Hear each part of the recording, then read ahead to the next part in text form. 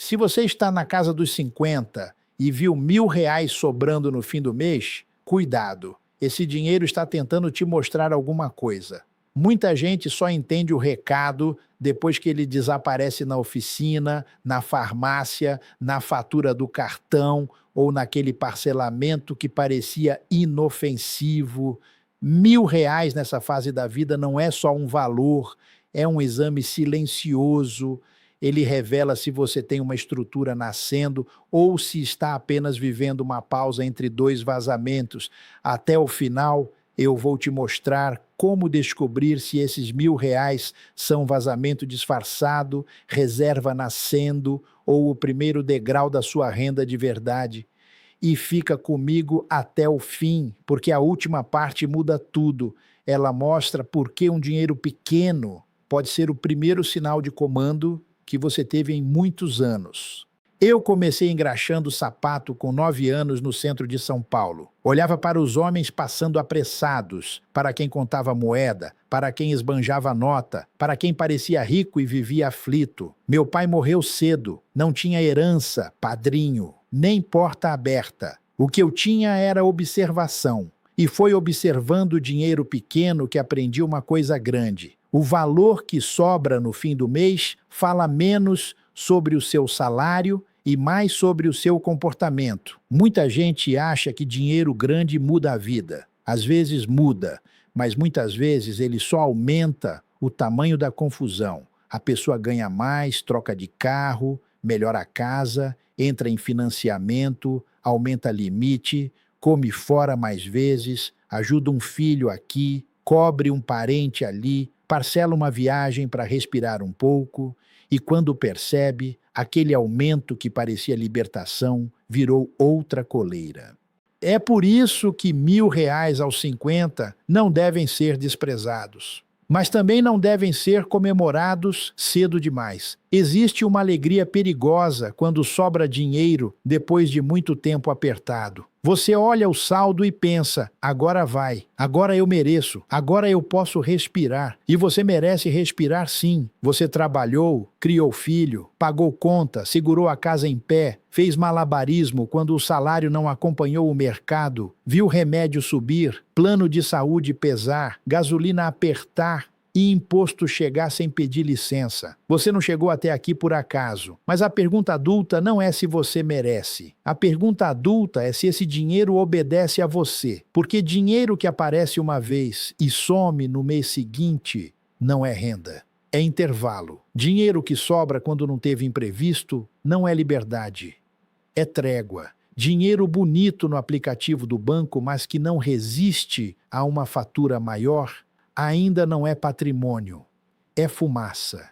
Eu sei que isso incomoda. Incomoda porque na casa dos 50 você não está começando numa folha em branco. Você carrega história, acertos, erros, filhos que precisaram de ajuda, pais que adoeceram, negócios que não deram certo, empregos que mudaram, inflação que corroeu o salário sem fazer barulho. Então, antes de qualquer julgamento, eu quero validar o seu esforço. Você fez muita coisa certa, acordou cedo, pagou o que podia, manteve a dignidade, segurou pontas que ninguém viu. Só que esforço sem estrutura vira esteira. Você anda, sua cansa, mas continua no mesmo lugar. E R$ 1.000 sobrando depois dos 50 mostram exatamente isso. Se você saiu da esteira ou se ela só diminuiu a velocidade por alguns dias.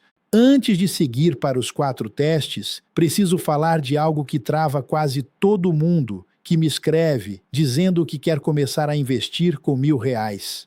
A pessoa quer transformar essa sobra em reserva, em dividendo, em renda futura, mas o dinheiro escorre para o mesmo lugar. Rotativo do cartão, limite especial, financeira, parcelamento que virou costume. Enquanto esse furo está aberto, você coloca água no balde e vê o nível baixar por baixo. Foi por isso que eu organizei o material Não Seja Refém dos Bancos. Ele foi feito para quem precisa colocar ordem antes de pensar em renda. O mecanismo é simples. Atacar primeiro a dívida mais cara, porque é ali que o juro faz o estrago mais rápido. A dona Cláudia, de 49 anos, vivia pagando o mínimo do cartão e achava que nunca sobrava nada. Quando fez o raio-x das dívidas e fechou vazamentos pequenos, encontrou um valor mensal que parecia impossível. Em poucos meses, saiu do pagamento mínimo e começou a recuperar o controle. Dentro dele você encontra o raio-x das suas dívidas passo a passo, frases para negociar de igual para igual com o banco e buscar desconto e juro menor, e um plano de 12 meses para zerar tudo na ordem certa. O link com todas as condições está no primeiro comentário fixado. Para você ter uma ideia, o que ele custa costuma ser menos do que um único mês de juro que o rotativo tira de você. Quem deixa para depois paga esse juro de novo na próxima fatura. Quem resolve hoje começa a liberar esse dinheiro já no mês que vem. Pega o seu no primeiro comentário e volta aqui, porque agora nós vamos olhar para esses R$ 1.000 com a seriedade que eles merecem. O primeiro diagnóstico é duro. Muita gente não sabe se os R$ 1.000 que sobraram são dela ou se são apenas dinheiro ainda não capturado pelo sistema. Repara nessa frase: dinheiro ainda não capturado.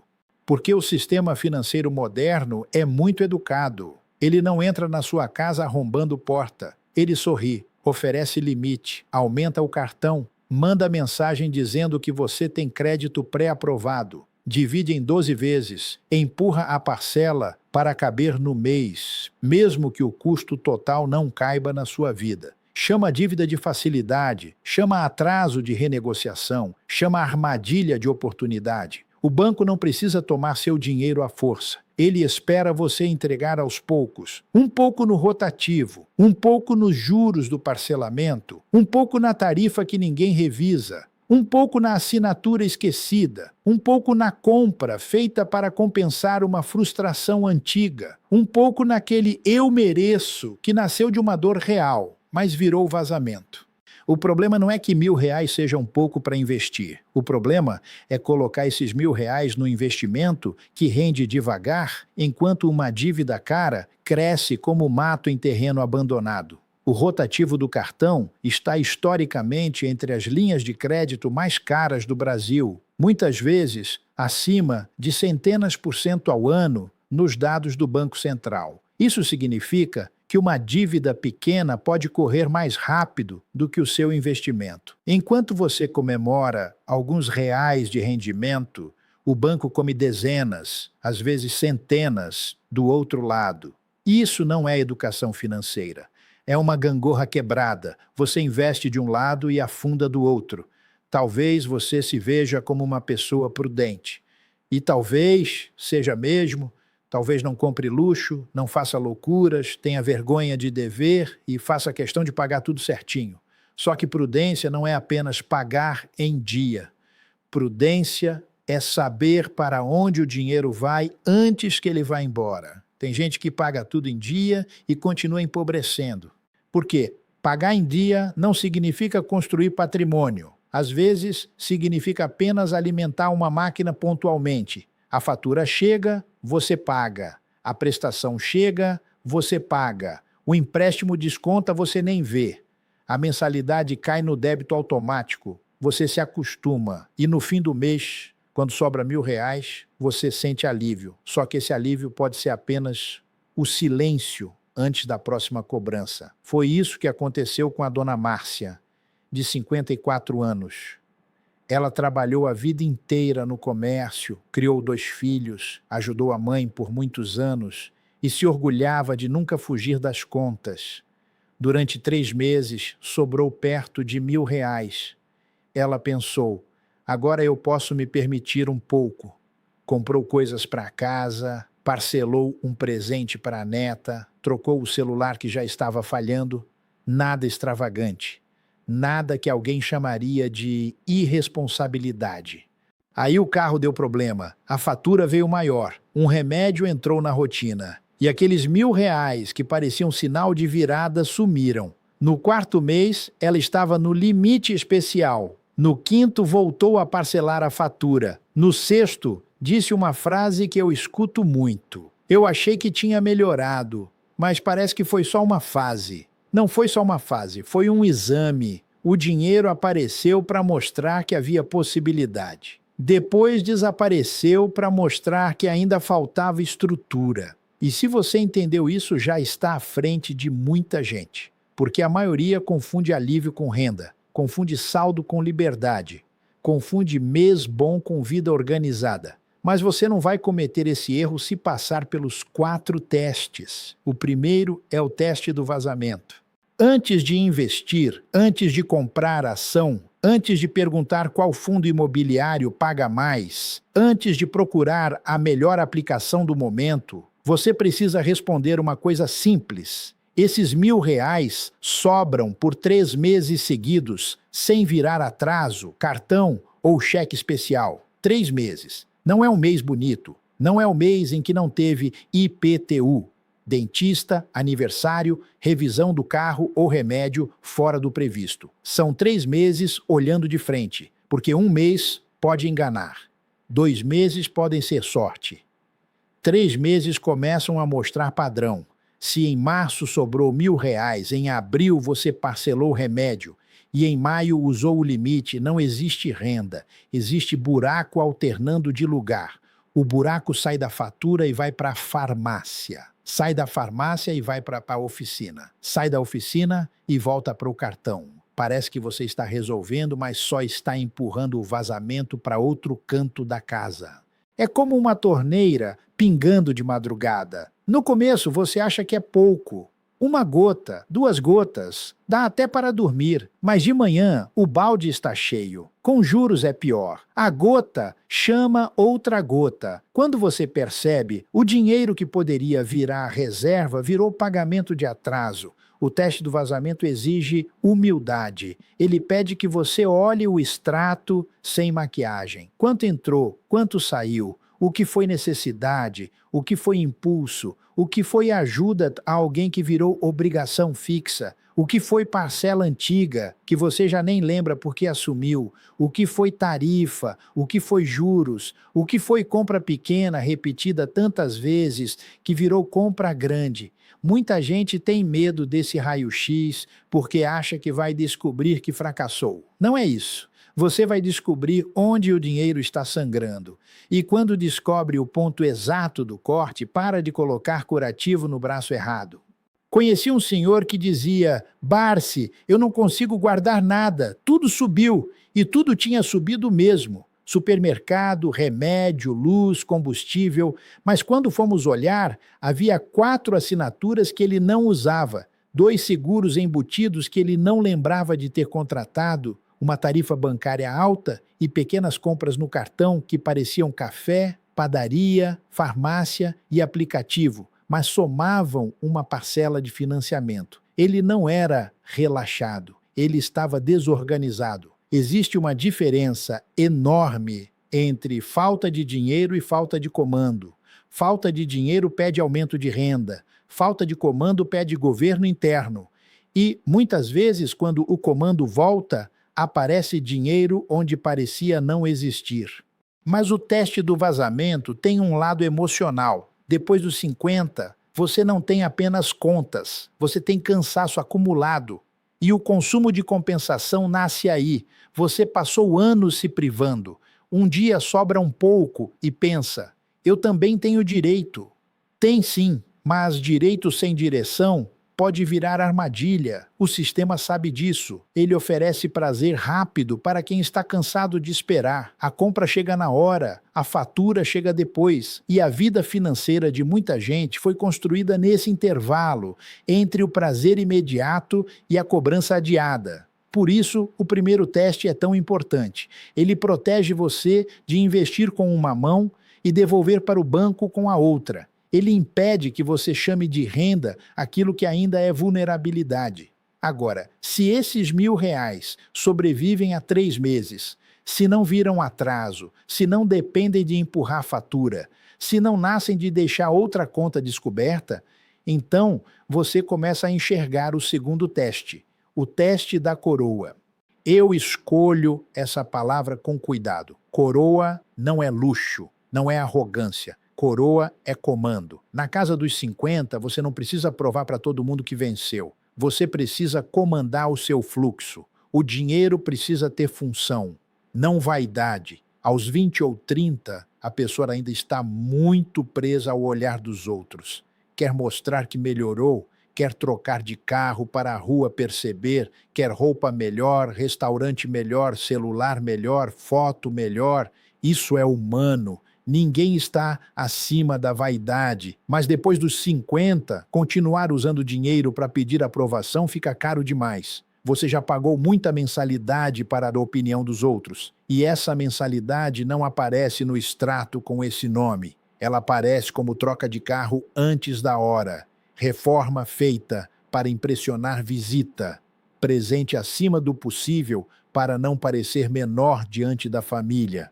Viagem parcelada para apostar felicidade enquanto a conta volta mais pesada. Todo mundo tem, eu também posso ter. Pode, mas a pergunta é, quem manda? Se R$ 1.000 sobraram e a primeira reação é comprar algo para provar que a fase ruim passou, cuidado! Talvez o dinheiro ainda esteja obedecendo à sua ferida, não ao seu plano. E ferida no comando financeiro é perigosa. Ela gasta para calar uma dor, mas a dor volta quando a fatura chega. O teste da coroa pergunta, esses R$ 1.000 têm uma função definida antes de aparecerem? Se a resposta é não, o dinheiro fica solto. E dinheiro solto é como criança em loja de brinquedo. Vai para onde chama mais atenção. Se a resposta é sim, ele começa a virar soldado. Uma parte para reserva, uma parte para reduzir dívida cara, uma parte para investimento quando a casa já está protegida, uma parte, talvez, para prazer consciente, porque vida também precisa de respiro. Mas cada real com nome, cada real com destino, cada real deixando de ser refém do impulso. Lembra da promessa do começo.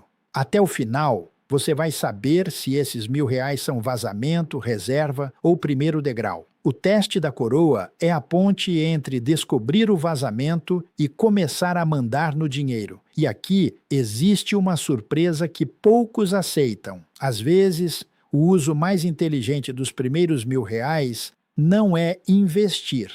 É impedir que você volte para o juro caro. É montar uma pequena proteção para não transformar qualquer susto em dívida. É negociar uma pendência que drena o mês. É comprar paz antes de comprar ativo. Isso parece pouco sofisticado, mas é exatamente o que muita gente rica faz sem alarde. Protege a base.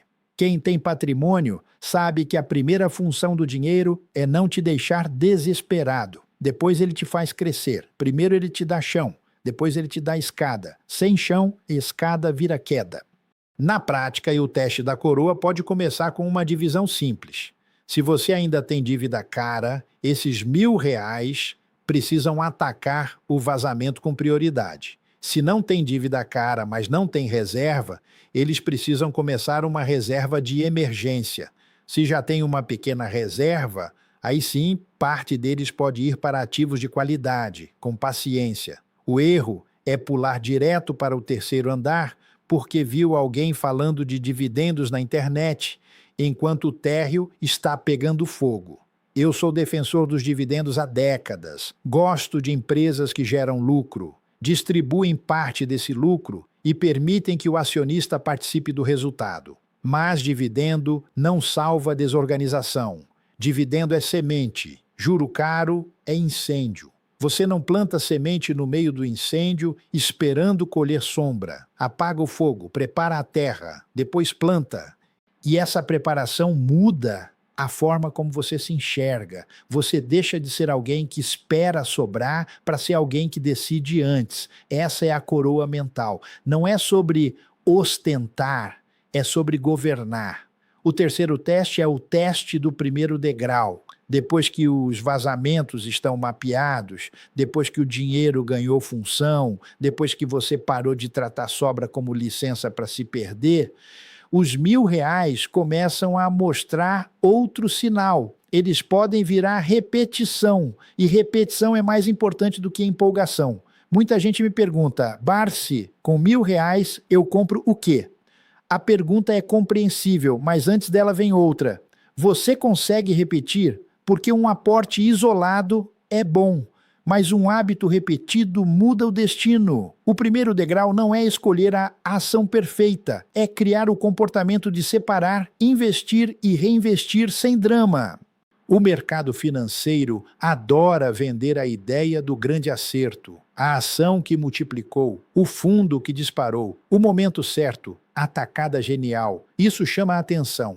Mas patrimônio familiar, daquele que muda a vida de uma pessoa comum, costuma nascer de uma coisa menos bonita e mais poderosa. Constância, todo mês, com chuva ou sol, com notícia ruim ou boa, sem depender de aplauso.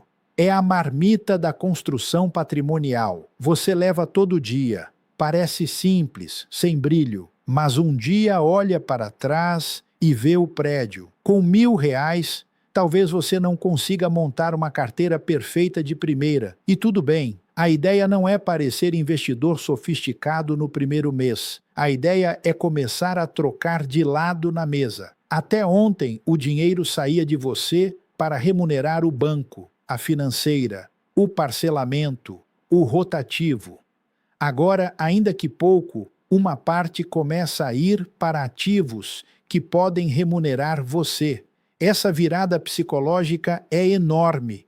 O primeiro dividendo não muda sua vida, muda sua cabeça. Cai um valor pequeno, às vezes tão pequeno que a pessoa ri. Mas aquele pingo traz uma mensagem. Existe dinheiro chegando sem você vender mais uma hora do seu corpo. Existe uma empresa trabalhando, vendendo, lucrando, e uma parte daquele lucro veio para você porque você se tornou sócio. Pequeno sim, mas sócio. E quem entende isso, para de desprezar o começo. A lógica dos dividendos é uma bola de neve, mas ela não começa como avalanche. Começa como gelo pequeno. Você compra um pouco, recebe um pouco, reinveste, compra mais um pouco, recebe um pouco mais. O tempo, que antes era inimigo quando você pagava juros, começa a virar aliado quando você recebe rendimentos. A mesma força que esmagava você no rotativo pode começar a empurrar você na direção oposta.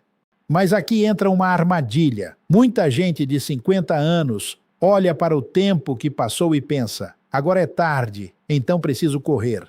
E quando tenta correr, assume risco demais. Compra dica, entra em promessa de renda alta, acredita em milagre, troca paciência por desespero. Esse é o caminho mais curto para perder o pouco que finalmente começou a sobrar. Depois dos 50, você não precisa correr como um jovem imprudente. Você precisa andar como um adulto consistente. Pode parecer menos emocionante, mas é mais seguro. E segurança nessa fase vale muito, porque dinheiro perdido aos 20 ainda tem décadas para ser reconstruído. Dinheiro perdido aos 50 dói em outro lugar. Dói no tempo, na paz, na sensação de que você não pode errar tanto. Por isso, o primeiro degrau tem 3 cuidados. O primeiro é diversificação. Não colocar tudo numa única empresa, num único setor, numa única promessa. O segundo é qualidade. Procurar negócios reais, com histórico, lucro, geração de caixa, capacidade de pagar proventos, sem vender ilusão. O terceiro é reinvestimento. No começo, o dividendo não é para pagar churrasco, é para comprar mais ativos, é para alimentar o motor. E se você quiser fechar o furo do juro antes de alimentar esse motor, o material que eu deixei no primeiro comentário fixado ajuda justamente nessa ordem. Dá uma olhada quando puder e volta para o plano, porque o dinheiro que para de escorrer é o dinheiro que começa a obedecer. Há 2 tipos de pessoa quando aparecem R$ 1.000 depois dos 50. A primeira usa a sobra para sentir que finalmente pode relaxar. Ela não é má, ela só está cansada. Compra um conforto, assume uma parcela, deixa o mês seguinte resolver. A segunda respira fundo e pergunta: qual função esse dinheiro precisa cumprir para eu depender menos dos outros amanhã? A primeira busca alívio, a segunda constrói autonomia. Você não precisa se culpar se já foi a primeira. Quase todo mundo foi em algum momento. A questão é quem você escolhe ser daqui para frente, porque o primeiro degrau não exige perfeição, ele exige repetição com consciência. Se R$ 1.000 ainda é muito para repetir todo mês, comece com uma parte. Se só dá para separar 300, separe 300. Se dá para separar 500 e guardar o resto para a reserva, faça isso. O número exato importa menos do que o comando. O perigo é esperar a condição perfeita enquanto o tempo passa. O relógio não negocia. Ele não quer saber se você teve azar, se o país complicou, se a família pesou, se a empresa mudou, se o banco apertou. Ele continua andando. E é por isso que cada R$ 1.000 aos 50 tem um peso diferente de R$ 1.000 aos 30. Não porque você esteja condenado, mas porque agora o dinheiro precisa trabalhar com mais propósito. Aqui chegamos ao quarto teste. O teste da renda que não mente. Renda passiva virou uma expressão bonita demais. Muita gente fala como se fosse mágica. Você investe, senta, espera e o dinheiro cai. Mas renda de verdade não é frase de internet. Renda que não mente é aquela que se repete, resiste e cresce com o tempo. Ela não depende de vender um bem toda vez que aperta. Não depende de pegar empréstimo. Não depende de torcer para o 13º salvar o ano. Ela pinga porque existe patrimônio produzindo. E ela começa pequena. Isso é difícil para o ego. A pessoa quer olhar para o primeiro dividendo e sentir que a vida mudou. Mas o primeiro dividendo talvez compre um pão. Talvez pague uma parte da conta de luz. Talvez pareça quase nada. Só que ele tem um valor simbólico que não cabe na cifra. Ele mostra que você atravessou uma fronteira. Você saiu, ainda que 1 centímetro, do lado de quem só paga juros para o lado de quem começa a receber parte do resultado. É outro lado da mesa. E quando você prova esse lado, mesmo em pequena escala, algo dentro de você muda. Você começa a olhar para compras de forma diferente. Aquele gasto por impulso deixa de ser apenas uma compra. Ele vira ações que você deixou de comprar, vira dividendos futuros que você recusou, vira liberdade que você adiou. Não é para viver miseravelmente, é para comparar com clareza. Viver abaixo das suas possibilidades não é castigo, é compra de liberdade. Mas renda que não mente também exige honestidade. Se você recebeu dividendo uma vez, não significa que tem renda suficiente. Se vendeu um ativo para pagar conta, não foi renda, foi consumo de patrimônio. Se depende de aportar uma vez por ano quando sobra 13º, não é plano, é tentativa. Se o dinheiro investido é resgatado toda vez que aparece imprevisto, ainda falta reserva. Se o rendimento é menor do que o juro que você paga, ainda falta apagar o incêndio. Percebe como os testes se conversam? O vazamento mostra se os R$ 1.000 são reais. A coroa dá função ao dinheiro. O primeiro degrau transforma a função em repetição.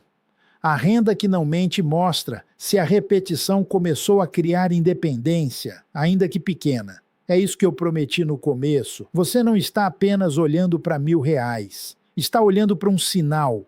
E esse sinal pode apontar 3 caminhos. Se ele some no primeiro susto, é vazamento. Se ele permanece e protege você, é reserva nascendo. Se ele se repete e compra ativos, é primeiro degrau, a mesma quantia. 3 destinos completamente diferentes. E aqui vem a parte mais importante, aquela que muda tudo. Depois dos 50, o tamanho da sobra importa menos do que a verdade que ela revela. Tem gente com salário alto e vida financeira frágil. Tem gente com renda modesta e estrutura firme. Tem gente que parece rica, mas vive pendurada em limite. Tem gente simples, sem carro novo, sem roupa de marca, sem viagem bonita, que dorme em paz porque não deve, tem reserva e recebe seus proventos com humildade. O mundo olha para a aparência.